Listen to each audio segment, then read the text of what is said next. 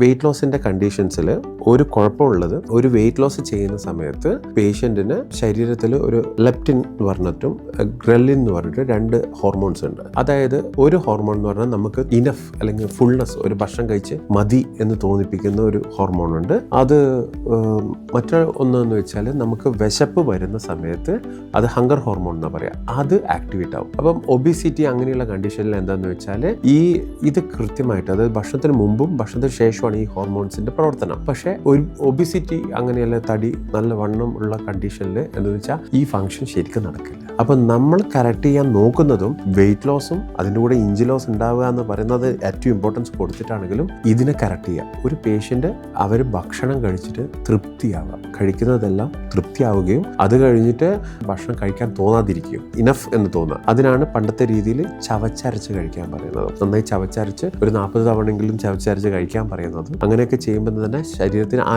Enough എന്ന feel വരും. അപ്പം തന്നെ വയറ് ആ പ്രോസസ്സ് ഓട്ടോമാറ്റിക്കായിട്ട് നിർത്തുകയും ചെയ്യും.